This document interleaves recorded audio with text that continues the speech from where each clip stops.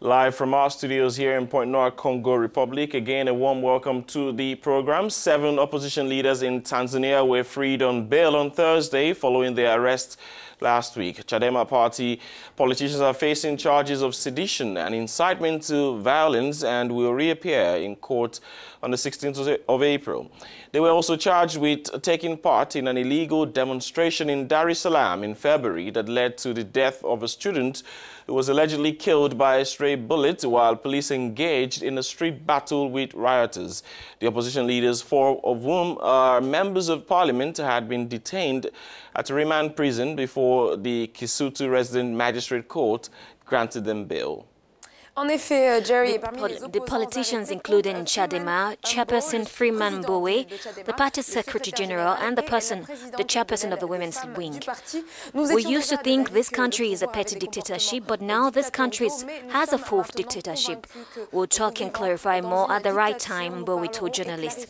The opposition says tolerance for dissent has diminished rapidly since President John Magufuli took office late in 2015 with pledges to reform East African nation and curb corruption. Fin 2015, après avoir promis des réformes et une sévère lutte contre la corruption dans le pays. Tanzanian political analyst Neville Mina joins us now from Salaam. A warm welcome to the program, Neville. Since President Magufuli took office, many of his actions have been seen as I've seen many deniers of freedoms. Is it okay to believe that Tanzania is losing its clean reputation? Yes, it is. We are losing that credibility. We have been credible for so long, for more than 50 years.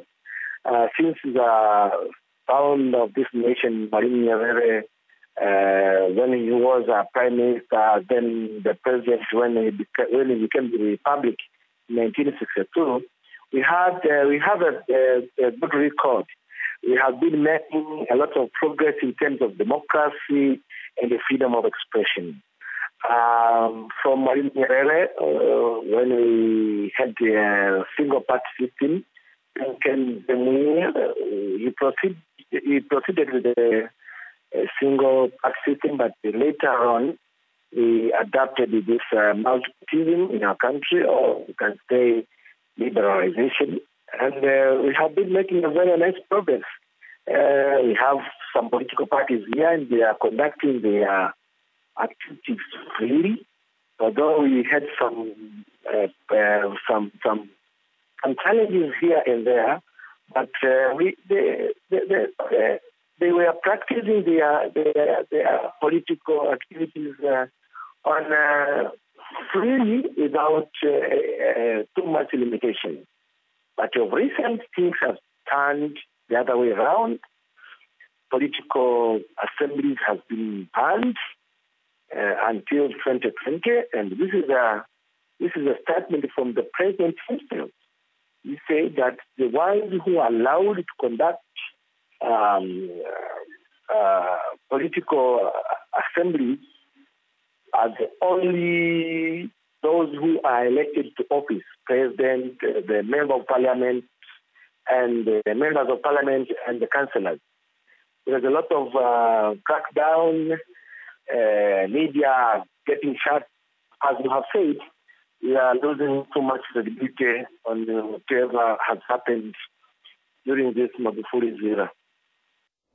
Many of these things you just mentioned sound very worrisome, but the prosecution of these opposition leaders is based on the story of the student who was killed by a stray bullet during the protest in February. Do you think there could be more to it than meets the ordinary eye? It's not directly connected to them, because being the case, they have not even granted the bail, because the murder in Tanzania can't get bail for if you commit such kind of offense.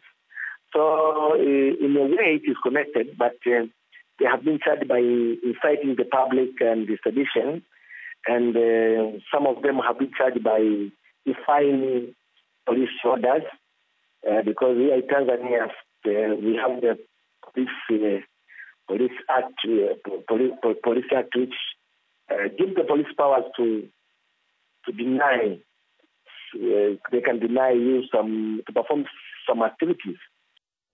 Neville, I'm afraid this is how much we can take, but we are keenly monitoring the situation in Tanzania, and we'll be talking more about the political developments from there.